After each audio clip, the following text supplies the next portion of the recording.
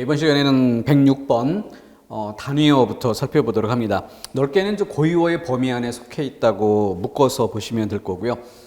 전체적으로 시간 배분의 문제는 자주 말씀드리는 것처럼 우리가 그 1년을 기준으로 할 때 한 과목에 총 400시간 정도를 투자할 수 있다. 이런 그 표준적인 그런 시간 계산법 안에서 그 항목을 이해하도록 해야 되겠습니다. 한 과목을 1년에 400시간 공부할 수 있다는 얘기는 바꿔 이야기하면 매년 출제되는 것으로 확인되는 출제 빈도가 매년 한 문제 정도의 비중을 차지하는 이런 단원의 경우 약 20시간 정도, 그리고 2년에 한 번 출제되는 정도의 비중이라고 한다면 10시간. 그러니까 5년에 한 번 출제된다라고 한다면은 1년 동안 총 공부할 수 있는, 투자할 수 있는 시간이 4시간 정도라는 거죠. 특히 이 고유어란 부분에서 특히 그런 부분을 강조드리는 이유는 출제 빈도가 그렇게 높은 건 아닌데 이것을 암기로 처리한다라고 했을 때 그 양이 너무 많은 것이죠. 그러면은 1년 안에 4시간 정도 할애되는 이런 것들이 평균적인 비중이라고 한다면은 4시간 정도 안에 암기를 어느 만큼 할 수 있는가? 그러면 그 이상 암기가 부족하다고 했을 때 조금 더 하고 싶은 이런 욕심을 낼 때 결국은 중요한, 이거보다 더 중요한 다른 항목을 공부할 시간을 놓치게 되는, 그러니까 정확한 시간 배분에 따라서 적절한 공부 방법이 따라야 되는 것인데 그렇지 않고 느낌에 따라 가다 보면은 어딘가 치우치게 되고 그만큼 빈약해진, 그래서 합격권에 들기 어려워지는 이런 문제점이 생길 수 있는 거죠. 과학적인 관리가 필요할 듯합니다. 이 고유 영역을 이제 단위어와 순수 고유 어휘 이렇게 두 개 영역을 나눠본다면 단위어 쪽은 전체 고유 중에서도 또 비중이 또 한 번 낮습니다. 이것이 이제 조금 이런 내용들이 교과서에 실렸던 그런 초창기에는 출제 비중이 조금 높았었어요. 근데 점차 출제 비중이 줄고 있죠. 그렇기 때문에 일단 고유 중에서 단위어.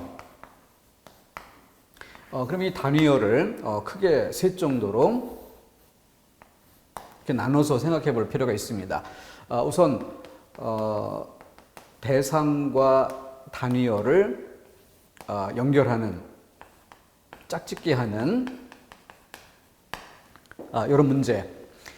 그리고 또 제일 많이 출제되는 것은 단위어의 수량, 개수 맞추기, 이런 것들이 빈도수가 제일 높죠. 그 중에서 또 다른 질문 형태를 본다면은 종류를 구별하는, 여기서 종류라고 하는 것은 지금 이 수량도 그 한 종류가 될 수 있는데 수량만의 문제가 아니라 어떤 부피라든가 또는 무게, 그리고 또 묶음, 이런 종류들을 구별하는, 그래서 이 질문 형태가 좀 더 진화한 이런 질문 형태다라고 보셔도 좋을 것 같습니다. 그렇게 처리하는 게 좋겠고, 또 이 중에서 수량 부분, 이런 부분을 특화한다면은 이를테면은 표 형태로 해서 10개, 12개, 20개, 24개, 50개, 100개 이런 정도에서 그 밑에 해당되는 단위어들을 순서에 따라 배열해 주는 게 좋죠. 이렇게 표로 정리를 해주게 되면은 아무래도 좀 독특한 12개라든가 24개 또는 50개, 10개, 20개, 100개 이런 것들은 좀 비교적 보편적인 단위어라고 할 수 있죠. 그 중에서 좀 특이한 이런 부분들을 따로 묶어서 암기해 두는 것이 아무래도 출제 빈도도 더 높고 문제를 풀어가는데 효율적일 것입니다. 첫 번째 바늘 한 쌈 24개죠.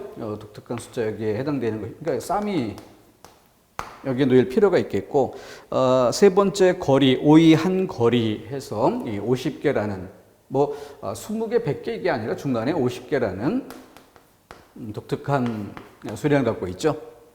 자, 이것과 그다음 두 번째 제일 많은 거죠. 그래서 제뿐만이 아니라 어떤 그 20개를 기본으로 묶는 그 오징어 같은 경우에 한 축. 네. 북어 같은 경우에는 축이란 말을 쓰지 않고 쾌, 코에서 변형된 그런 표현으로 이해할 수 있죠. 그래서 낙지 같은 경우에는 뭐 한 코, 두 코 이렇게 해서 코라는 말을 지금도 많이 쓰고 있는 편입니다. 그래서 좀 빈도수가 제일 높은 그런 숫자가 20이라고 할 수 있죠.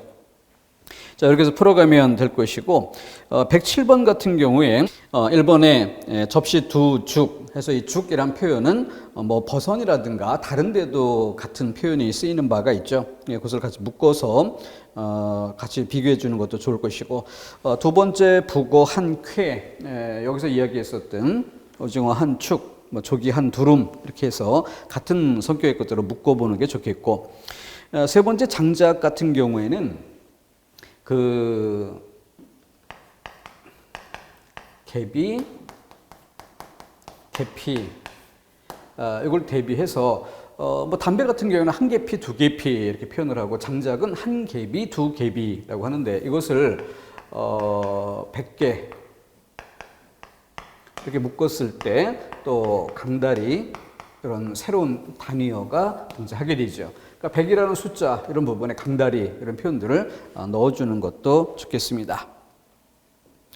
그래서 여기 그 3번에는 장작 뒤에 우리란 표현이 쓰였는데 우리는 기와를 세는 단위죠. 그래서 대상어. 그러니까 여기에서 대상과 그에 어울리는 단위어 짝짓기란 부분에서 어긋난 지점을 찾는 이런 문제였습니다.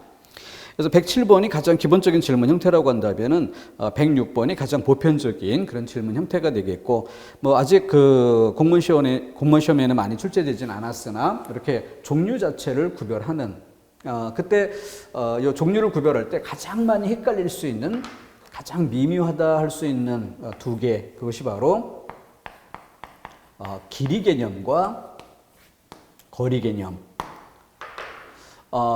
긴 물건 따위의 길이 이걸 재는 것과 공간 개념으로서 거리를 잰다라고 하는 것, 이건 성격이 좀 다르죠. 다른 것에 비해서 좀 비슷해 보이는 면이 있기 때문에 조금은 좀 챙겨줄 만한 항목입니다. 자, 단위어라는 질문 영역이었고요. 나머지 고유 어휘 부분. 그럼 그 이외에 고유 어휘로 들어갔을 때 역시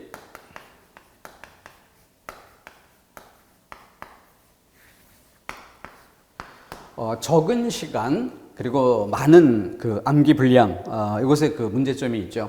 그렇기 때문에 예를 들어서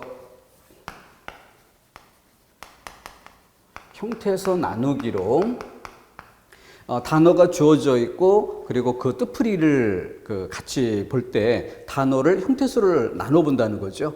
형태소를 나눠서 부분 요소를 보았을 때 뒤에 이어진 뜻풀이와 그 형태소가 잘 연결되는 이런 것들로 암기가 좀 더 수월해질 수가 있기 때문에 이걸 활용하는 이런 방법을 권해드리는 것이고요. 그다음 그 어감에서 주의할 것. 이를테면은 단어가 주는 느낌은 좀 좋은 느낌, 긍정적인 느낌 이런 어감을 갖고 있는데 뜻풀을 보니까 부정적으로 쓰인다든가 또는 정반대의 경우 부정적인 느낌, 뭔가 좀 안 좋은 듯한 느낌의 어감을 갖고 있는데 뜻은 긍정적인 내용을 담고 있다든가, 이것은 우리가 그 감으로 문제를 풀려고 할 때 실수하기 좋은 그런 출제 자료가 될 수 있는 거죠. 출제자 입장에서는 이런 것들은 어감상 그 부정적인 뜻인데도 좋은 뜻으로 착각할 가능성이 있다 싶으면 출제에 사용될 가능성이 높아집니다. 그래서 많은 어휘들을 완성도 있게 암기하는 것이 아니라 좀 가볍게 스치듯 이렇게 읽어가는 과정에서 느낌이 의외다 싶은 이런 것들은 바로바로 마킹해서 챙겨주는 이런 것들이 중요할 듯 합니다. 그리고 난 뒤에 나머지 부분에서 이제 우선순위를 두는 이때 그 한자 부수를 보면은 바로 사람, 의식주 이렇게 우리 생활 주변에 가장 기본적인 이런 그 어떤 사물 이런 따위를 글자로 표현을 해내죠. 그것으로부터 좀 더 추상적이고 관념적인 이런 것들로 의미가 확장이 됩니다. 그와 마찬가지로 우선순위에 있어서 사람 중에서도 뭐 손, 발, 눈, 코, 입 이런 것들과 관련된 단어들을 우선순위로 하고, 그리고 사람이 하는 일, 직업 아니면은 사람의 행동, 태도, 아니면 사람의 말, 이런 것들과 관련된 것들을 그 다음 순서로 잡아볼 수 있죠. 그렇게 해서 그런 관련된 부분들을 우선순위로 정리해 둔다면은 아무래도 앞서 말씀드렸던 것처럼 1년 안에 많게 잡아도 뭐 한 5시간, 이것 이상 시간을 배분하기가 어려운 이런 조건인데, 그 제한된 시간 안에 그래도 감당할 수 있으려면은 이런 것들이 꼭 필요하겠다는 점 잊지 않아야겠습니다. 자, 그리고 나서 이제 이런 것들이 정리가 된 뒤에 여기에 플러스해야 될 것이 방법적인 면에서 문맥을 고려하는 연습. 제일 중요한 부분이 여기에 있다 할 수 있겠습니다. 아무래도 요즘에도 서울시 시험도 많이 달라지고 있는데, 예전에는 서울시는 암기해서 이 단어를 알고 있는가 없는가 딱 이것으로 질문하는 그런 성격이 강했습니다. 근데 사실 언어 교육의 취지로 놓고 본다면은 좋은 질문 형태라고는 볼 수 없어요. 그렇기 때문에 어느 정도 문맥이나 설명 이런 것들을 주고 그 설명의 맥락, 문장이 주는 의미의 맥락 이런 것들에 기대어서 어느 정도는 어감을 고려해도 풀 수 있는 이런 정도의 가능성을 주는 이런 형태가 좋은 질문 방법이라 할 수 있습니다. 그렇기 때문에 이것이 충분히 방법적으로 통할 수 있다는 점이죠. 자, 108번 문제 같은 경우에는 아이들이 학교 가는 시간을 빼놓고 내내 밖에서만 노는데, 학교 가는 시간 빼고 아이들이 밖에서 노는 이런 상황이 전제되어 있고요. 놀아도 여간 희망스럽게 놀지 않았다. 그럼 여기서 희망스럽게 밑줄을 치고 있는데, 우리가 문맥적으로 고려될 게 뭐예요? 바로 앞에 여간이라는 말과 뒤에 지 않았다. 여간 뭐뭐 하지 않다. 이 문맥, 이걸 고려해서 아이들이 노는 모습이라는 상황, 이것과 관련지어서 이해를 해야 되겠죠. 그렇기 때문에 여간 뭐뭐 하지 않다라고 할 때 2번은 생기 있고 힘차며 시원스럽다라고 하는 것은 대체 뭐 긍정이나 부정의 의미 방향으로 놓고 본다면 어울리는 방향이 있긴 하지만, 생기 있다 정도는 괜찮은데 뒤에 시원스럽다까지, 시원스럽게 논다, 이거는 앞에 여간 뭐뭐 하지 않다라고 할 때 약간 뭔가 염려하는 이런 태도, 이런 의도가 전제되어 있다는 점을 고려할 때 조금 적절치 않다라는 점을 볼 수 있죠. 3번 같은 경우에 어수선하여 질서나 통일성이 없다. 질서나 통일성이 없다. 어차피 아이들이 노는 상황을 담고 있는 것입니다. 그렇기 때문에 거기서 이런 것들을 판단의 기준으로 삼을 이유가 없는 거죠. 그렇기 때문에 기본적으로 어울리지 않는 이런 것들이고, 네 번째, 보기에 태도나 행동이 가벼운 데가 있다. 이거는 가치평가의 문제죠. 학교 가는 시간 외에는 밖에서 노는, 말 그대로 놀이를 하고 있는 그 아이들, 놀이의 양상, 놀이의 정도, 이런 것들에 대한 평가인데 마치 가치평가를 내리는 이런 정도는 어울리지가 않겠죠. 실제 네 번째 뜻에 어울리는 단어는 이제 잔망스럽다는 다른 단어가 있기도 하지만, 그런 단어를 알고 있느냐의 문제를 떠나서 이 맥락, 분위기 이것 자체에 어울리지 않는다는 점을 답을 고르는 기준으로 삼아야겠습니다. 1번에 몹시 짓궂은 데가 있다. 짓궂게 논다. 놀아도 여간 뭐뭐하지 않다. 놀아도 여간 짓궂은 데가 있다. 뭐뭐하지 않다라고 할 때 뭔가 조금 부정적인 면에서 염려하는 그런 뜻을 담고 있어야겠습니다. 다음 109번 문제로 넘어가 보면 해미 바다에 낀 짙은 안개. 그래서 안개라는 그 뜻풀이를 놓고 문맥 안에 넣어도 안개 때문에 한 치 앞도 보이지 않는다. 이런 맥락이 어울리는 걸 알 수 있겠고요. 그 다음 두 번째, 안갚음에서 뜻풀이를 남에게 해를 받은 만큼 저도 그에게 해를 다시 줌 해서 이거는 보복, 복수 이런 의미로 뜻을 하고 있는데, 그것은 안갚음, 이응받침이죠. 음이 비슷해서 헷갈릴 가능성이 있다고 보고 음의 유사성 때문에 이제 혼동을 유도한 이런 방식인데, 안갚음. 그래서 이 안이라고 하는 것은 속마음을 뜻하는 의미도 있고요. 그리고 안쪽, 내부 이런 것들로서 어떤 가족관계 등등 이런 것들을 의미하는 그런 것도 있고, 좀 다양한 뜻으로 쓰이는 것입니다.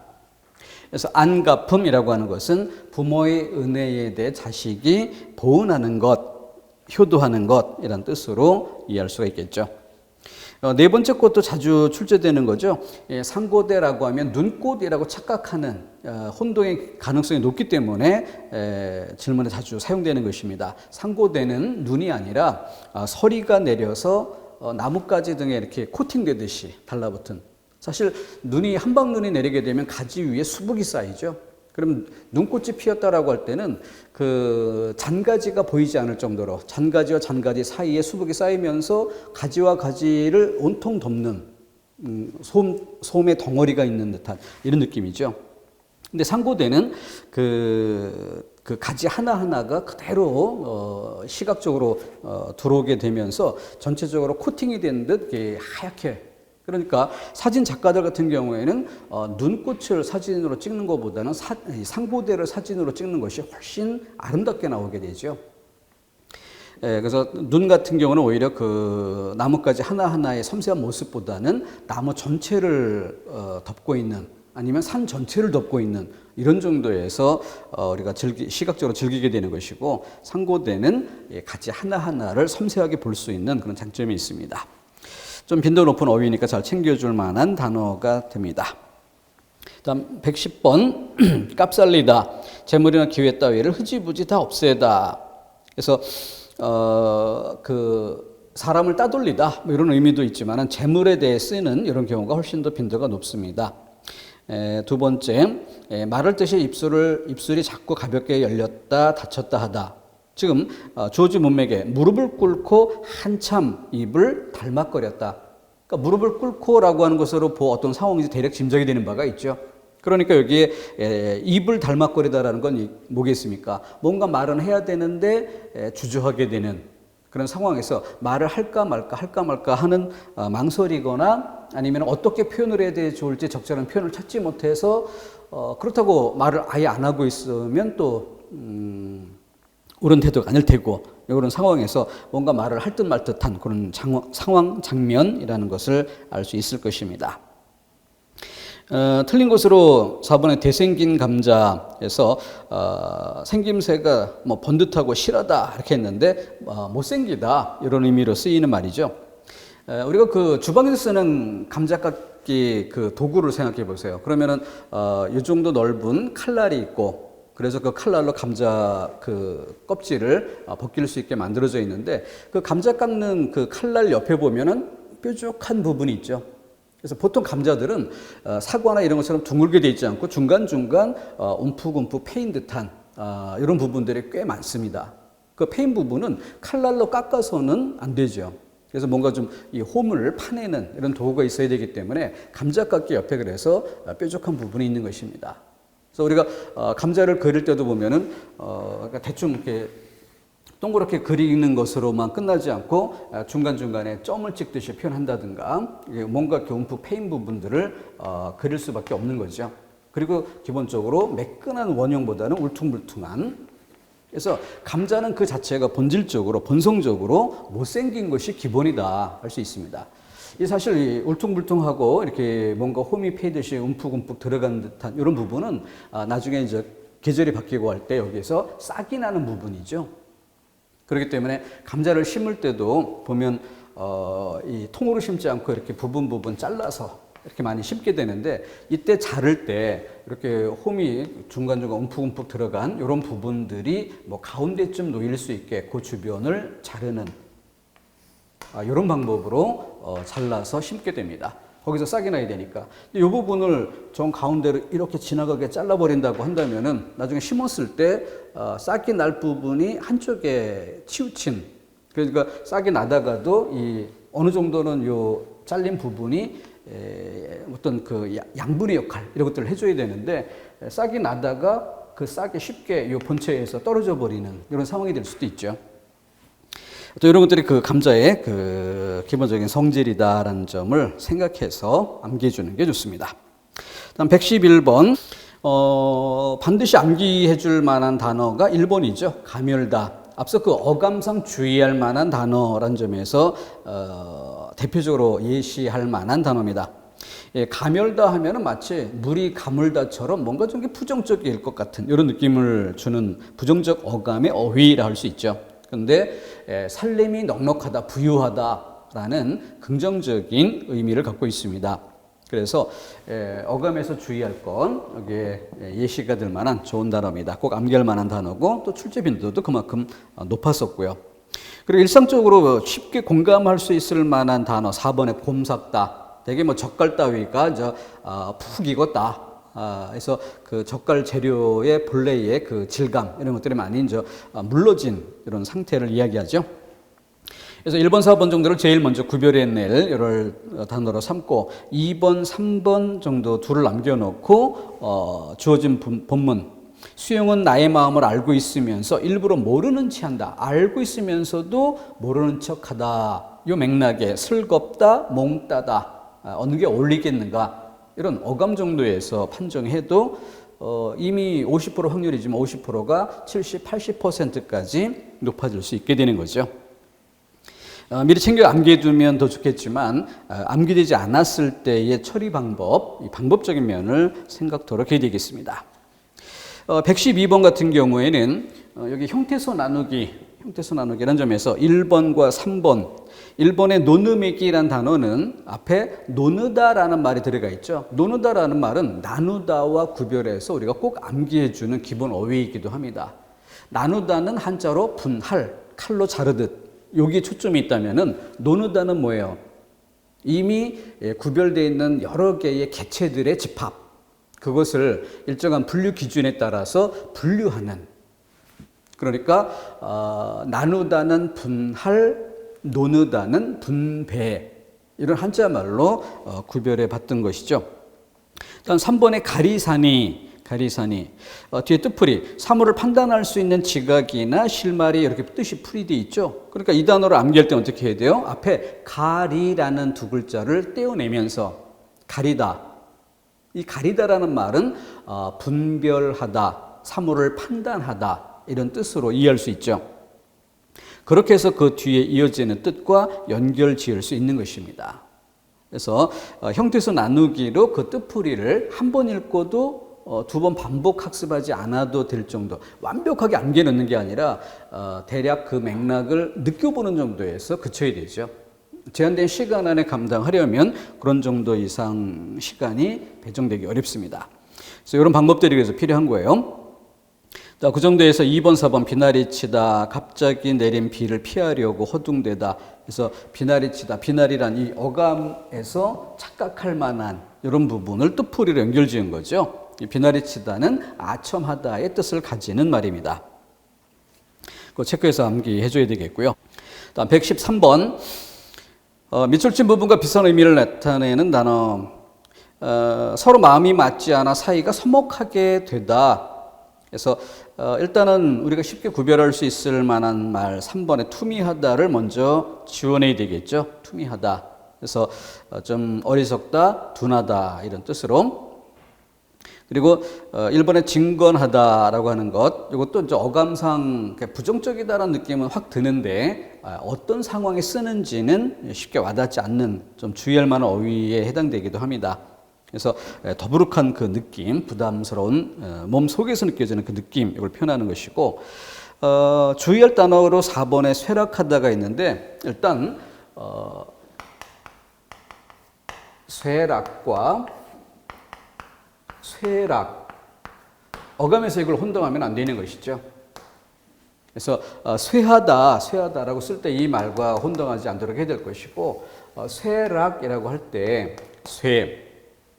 자, 이것은 그 물을 뿌리다. 한자로도 삼수변이 들어가 있는 글자예요. 물을 뿌리다. 그래서 이 일종의 형태소 나누기처럼 이것은 이제 한자 어원에서 비롯된다 이렇게 이해하는 게 필요하겠습니다. 그래서 이것은 이제 그 상쾌하다, 깨끗하다 이런 느낌을 표현하는 것인데 우리가 그 샤워하고 났을 때의 느낌이라는 정도로 이해해 주면 될 것입니다. 그리고 그 쇠락하다의 락자, 떨어질 락자, 이거는 뭐 떨어질 락이란 기본적인 뜻, 이것만 생각하는 경우가 많은데 이 뜻이 굉장히 폭넓게 쓰이는 글자예요. 그래서 떨어지다로만 쓰이는 게 아니라 뭔가 완료되다, 건물 따위에 준공하다 이런 뜻도 있고 담장이라든가 담장처럼 이렇게 주변에 쭉 두르다 이런 정도의 뜻도 있습니다. 그래서 뭔가 이제 쇠락이라고 하는 것은 샤워를 끝냄 이런 정도의 뜻으로 이해해도 좋을 듯합니다. 한자말 어원을 가지고 있는 것이고 그 뜻풀이에 기대서 형태에서 나누기로 기억의 근거를 삼으면 좋겠습니다. 자, 114번 일본의 호조타다. 호조타다라고 하는 것은 좀 이렇게 쓸쓸하고 외롭다는 부정적인 뜻을 바탕에 깔고 있고요. 조금 더 의미를 확대하더라도 조용하다 또는 한가롭다 이렇게 해서 이렇게 반을 나눈다면은 아주 활달하고 상쾌한 이런 긍정적인 부분과 반대로 부정적인 이런 뜻이라고 한다면 이 호조타다라는 건 이 부정적인 뜻에 바탕을 두면서 중간 지점 이런 정도까지 의미가 확장되어 쓰일 수가 있는 그런 어휘입니다. 그래서 조용하다, 좀 편안하다 이런 정도까지는 근데 좀 더 뭔가 활동성이 있고 어떤 기운이 넘치는 듯한 이런 쪽까지는 나아가지 않는 것이죠. 그래서 뒤에 즐거운 시간이라고 할 때 좀 더 이 위쪽에 놓이는 거죠. 이런 분위기와 어울리지 않는다는 점을 문맥으로서 어감으로서 구별해 볼 만한 질문입니다. 그래서 뭐 구급 문제답게 크게 어렵게 출제한 문제라고는 보기 어렵습니다. 다음 115번에 뭐 입이 높아 입이 뜨다 그리고 3번에 입 아래 코 바로 뒤에 일의 순서가 바뀌었다. 이 설명의 맥락 속에서 바로 알아챌 수 있는 게 그러니까 제일 쉽게 와닿을 수 있는 만한 게 3번일 수도 있죠. 그런 것에 비해서 4번 사람이 저렇게 입이 진 것을 보니 입이 지다라고 했는데 이것은 이제 어떤 그 쓸데없는 말을 하다, 말을 함부로 하다 이런 정도의 부정적인 뜻으로 사용이 됩니다. 그 정도. 다음 116번에는 단위어가 또 포함되어 있죠. 두 번째 두름에서 조기 따위 10마리씩 두 줄로 묶는 것이기 때문에 20마리예요. 그래서 가장 기본적인 수량으로 암기될 때 많이 쓰이는 것으로 난이도가 꽤 이 2번 때문에 난이도가 낮아진 이런 양상이라 할 수 있겠고 나머지 1, 3, 4번에 쓰인 어휘들도 대체로 과거에 출제가 된 바 있는 빈도가 좀 있는 이런 어휘들을 사용했기 때문에 직접적으로 문맥도 없이 단어에 대해 직접 뜻풀이를 주는 이런 양상으로 옛날에 안 좋은 출제 방법이죠. 그런 양상을 출제했는데 그 이유가 이렇게 쉬운 단어를 재료로 삼았기 때문이다. 이런 점에서 봐주고요. 나머지는 대체로 보면은 문맥을 바탕에 깔고 있거나 아니면은 보기에 설명을 풀어서 주거나 이런 정도를 사용한다는 점을 고려토록 해야 되겠습니다. 117번에는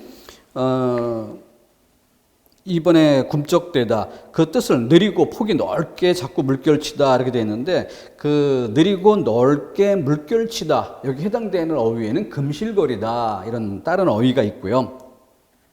그래서 이 굼쩍대다라고 하는 것은 어감 그대로 어떤 굼뜨게 움직이다 행동 움직임을 나타내는 표현으로서 굼뜨다라고 할 때 뭔가 좀 느리다 이런 느낌을 주죠. 그렇게 연결지어서 암기해 줄 만한 단어입니다. 나머지 뭐 읽어볼 정도는 되지만 반드시 챙겨서 암기할 만한 중요 어휘라고 보기는 어렵겠습니다. 118번 기본적인 질문 양상을 띄고 있는데 가물에 도랑치다 이것 자체는 그 어떤 계절, 상황 이런 것들이 어울리지 않는다는 느낌을 주죠. 가뭄이라는 것과 도랑을 친다라는 것은 좀 거리감이 있죠. 도랑을 친다는 건 뭐겠어요? 바로 빗물이 잘 흘러내릴 수 있도록 미리 준비하다 이런 정도의 뜻이 되는 거죠. 그러니까 이런 것들은 장마철 되기 직전 이럴 때가 돼야 어울릴 것입니다.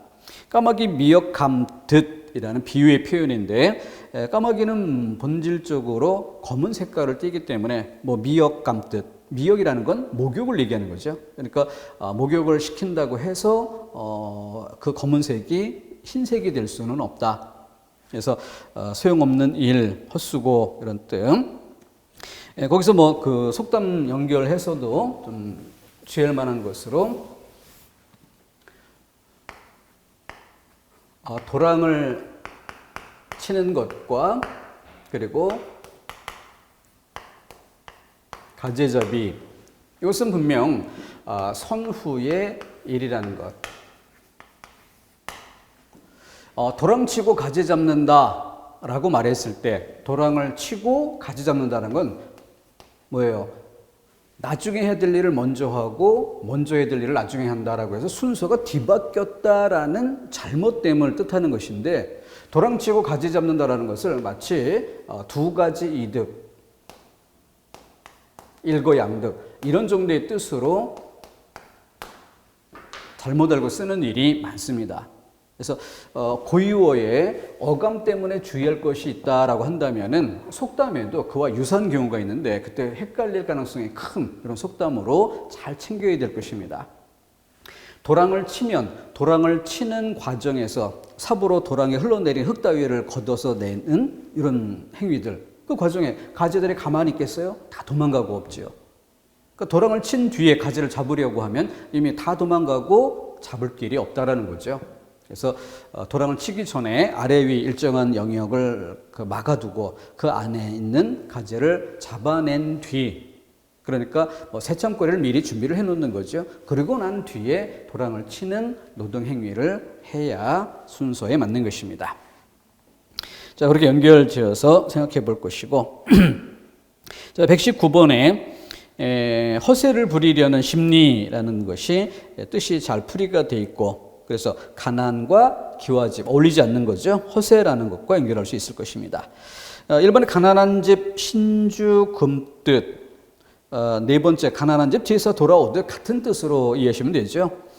예전에는 조상들 모시는 것을 굉장히 중하게 여겼고, 그래서 제사를 지내려면은 많은 음식을 장만해야 하는데, 가난한 상황에서 제사를 준비한다는 것은 굉장히 큰 부담이었던 거죠. 근데 가난한 집에 제사 돌아온다는 얘기는 그만큼 부담감, 그래서 요즘 말로 치면은 월급 받자마자 카드값부터 다 빠져나가고 없는 이런 상황. 그런데 월급날이 돌아오는 것보다는 카드값 상환해야 될 날짜, 어떤 대출금 그 상환해야 될 날짜, 이런 것들이 생각보다 빠른 느낌으로 와닿는, 자주 다가오는 이런 느낌. 바로 그 정도를 뜻하는 것이 1번, 4번이라는 얘기죠. 1번의 경우는 뭐예요? 돈이 없어서 그 막상 제사가 돌아왔는데 준비한 게 없으니까, 그래서 신주가 굶는다라는 뜻이죠. 차려놓은 게 없기 때문에. 두 번째, 가난한 집에 자식이 많다. 제사와 달린 자식이라는 표현으로 바뀌어 있으나 역시 돈 들어가야 할 상황이라는 것은 같은 맥락이 되겠죠. 다음 120번, 권력의 무상함. 달도 차면 기운다. 달이 차고 기우는 것은 자연의 현상으로서 주기적인 반복되는, 그러니까 거의 권력의 무상이라는 것을 필연적인 것으로 연결짓는 그런 뜻이 되겠죠.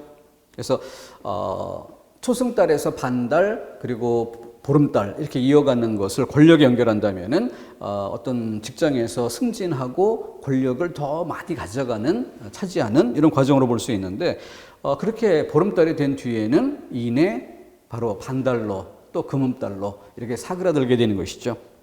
그리고 저는 권력도 역시 그러하다. 그러니까 우리가 어떤 그 지위가 있을 때, 돈을 많이 벌 때 그 이후에 다른 상황을 생각하고 대비하고 이런 것들이 필요한 것이죠. 그렇기 때문에 TV 보거나 그러면은 연예인들도 흔히 인기를 이렇게 오래도록 장담하기 어렵고, 그러니까 농담처럼 흔히들 쓰는 말이 물 들어올 때 노 저어야 한다, 이런 표현들을 쓰죠. 자, 인간 세태의 보편성을 반영하고 있다고 볼 수 있습니다. 두 번째, 열을 붉은 꽃이 없다. 그래서 꽃이 아름다운 이유는 1년 내내 피어 있지 않고 짧은 시간 피었다 지기 때문에, 그러니까 일종의 희소성으로부터 아름답다라는 가치 인식으로 느껴지는 거겠죠. 자, 그래서 그 꽃에 기대어서 권력을 표현하는 방식. 꽃이 시들면 오던 나비도 안 온다. 꽃이 시들었다는 것과 그 뒤에 오던 나비가 안 온다, 이거까지 담아내면서 질문에서 이야기하는 권력의 무상함이라는 것이 가장 잘 반영된, 세태를 제대로 반영한 것이 4번이죠. 1, 2번의 경우는 권력은 늘 유지되는 것이 아니라 짧은 기간 누리다가 없어지기도 한다, 이 정도의 1, 2번이 있다면 4번은 더 나아가 그렇게 권력이 없어졌을 때 더 나아가 주변 사람들의 인심의 변화, 세태의 변화, 요것까지 반영한 것이 4번이죠. 물이 가다 구비를 친다라고 하는 것은 방향에 초점이 있죠. 그래서 직선 앞으로 나아가는 그런 방향이 있다 보면 계속 그렇게 하는 것이 아니라 굽이친다. 방향이 바뀔 때도 있다. 여기에 초점이 있는 것이죠. 그러니까 어떤 인간 사회에 연결 짓는다면은 삶의 방향 이런 것들과 관련이 있는 것이다.